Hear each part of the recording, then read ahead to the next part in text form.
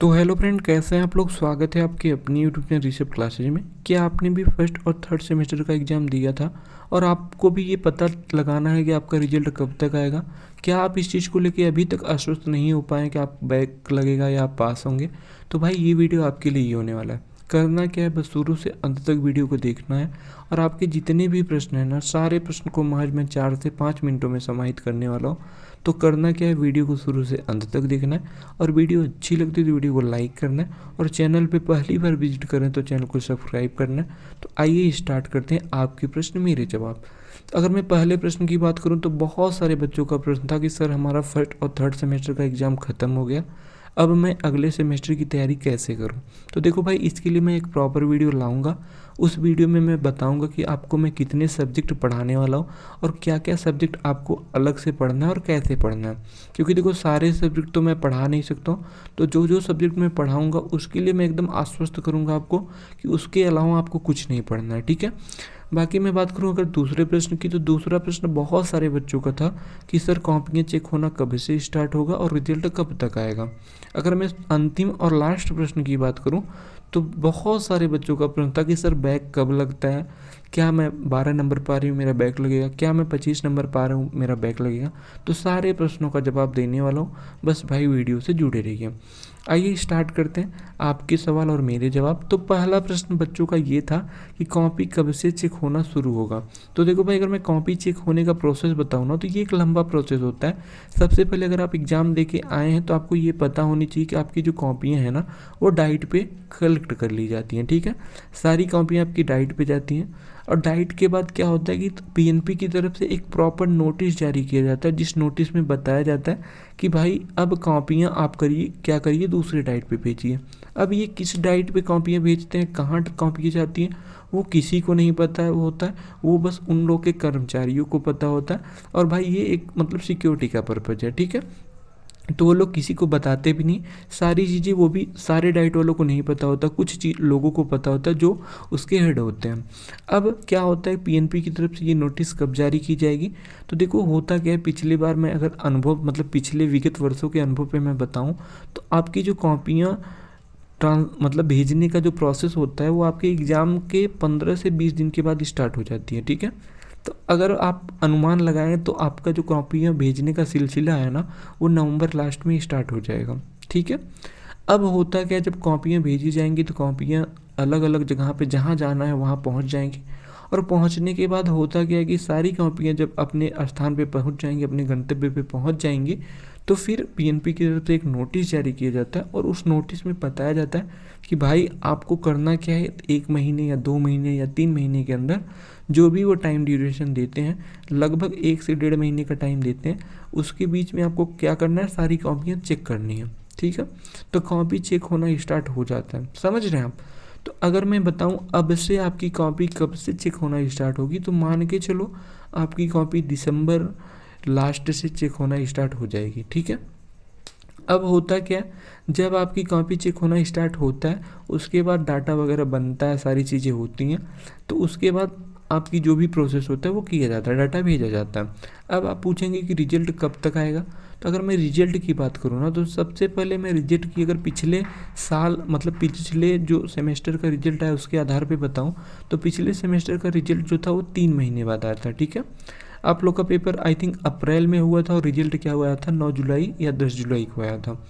तो लगभग 3 महीने का समय लग गया था।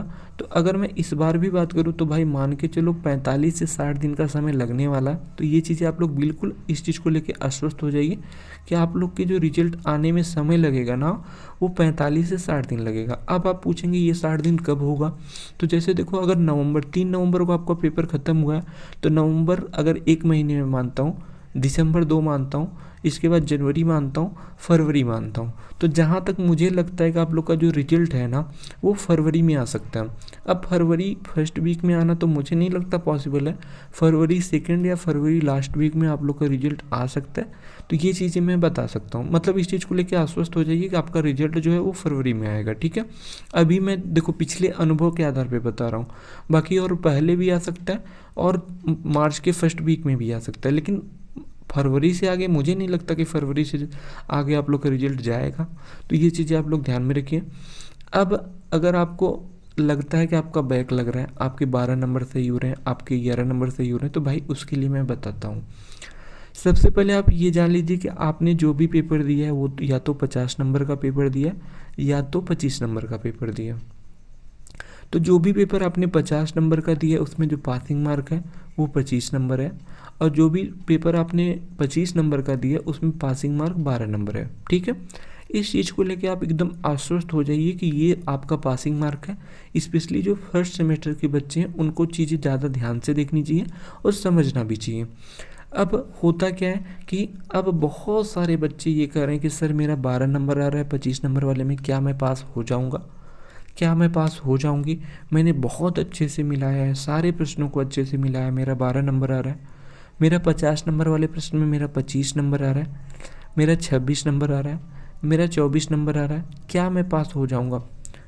तो देखो भाई, सबसे पहले मैं आपको क्लियर कर दूँ ना कि अगर आपको ये लगता है कि आपने एकदम सही से चीज़ों को मिलाया है और वो चीज़ें आपका जो है नंबर जो है एग्जैक्ट 12 नंबर आ रहा है, तो देखो भाई 12 नंबर अगर आपका आ रहा है ना, तो मेरे हिसाब से ना आप पास हैं, अगर आपने सही सही चीज़ों को मिलाया।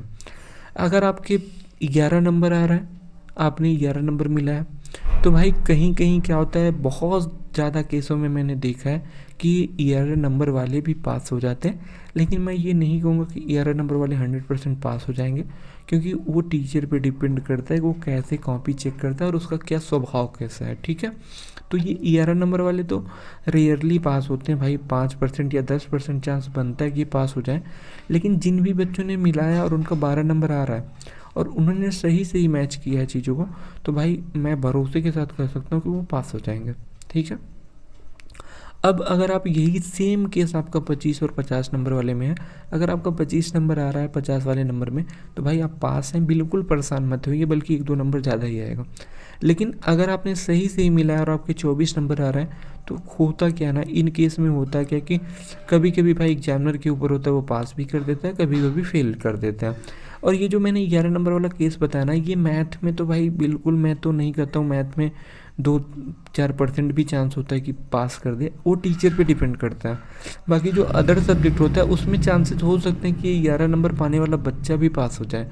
क्योंकि देखो होता क्या ना कि आपने कैसे कैलकुलेट किया, आपने मान के चलिए 2 नंबर वाले में क्या किया, 1 नंबर दे दिया, 1 नंबर दे दिया। ठीक है, कभी कभी टीचर को अच्छा लगता है वो 2 नंबर दे देता है, कभी कभी टीचर को अच्छा लगता है वो 1.5 नंबर दे देता है। तो ऐसे क्या होता है कि आपने जो 11 नंबर या आपने 10 नंबर मिला है, तो यहाँ से क्या होता है, चीज़ें बढ़ जाती हैं। ठीक है, चीज़ें 1-2 नंबर बढ़ जाती हैं, तो ज़्यादा चांसेस ये रहता है कि जो थियोरेटिकल पार्ट है हमारा, थियोरेटिकल पार्ट वाले सब्जेक्ट में आप पास हो जाएंगे।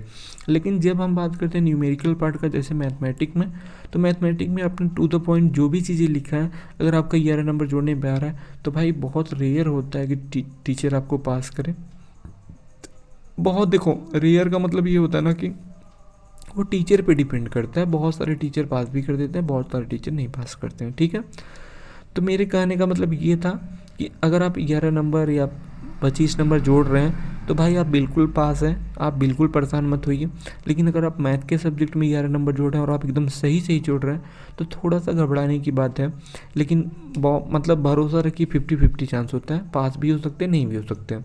लेकिन अगर यही चीज़ थियोरेटिकल में 11 नंबर आ रहा है, तो मैं एकदम 100% श्योरिटी के साथ करता हूँ कि आप पास हो जाएंगे। ठीक है, और बाकी सेम केस यही 25 नंबर वाले में होता है। अगर आपको 25 नंबर जोड़ने पे आ रहा है, तो भरोसा रखिए आपका 25, 26, 27, 28 नंबर आ सकता है, इससे कम आपका नंबर नहीं आने वाला है। तो इस चीज़ को लेके मैंने आपको आश्वस्त कर दिया। बाकी अगर आपका कोई भी डाउट है तो आप कमेंट बॉक्स में पूछ सकते हैं, अभी भी आपका कोई भी प्रश्न है तो आप कमेंट बॉक्स में पूछ सकते हैं। बाकी मिलते हैं नेक्स्ट वीडियो में, तब तक के लिए tata bye bye, take care, thanks for watching.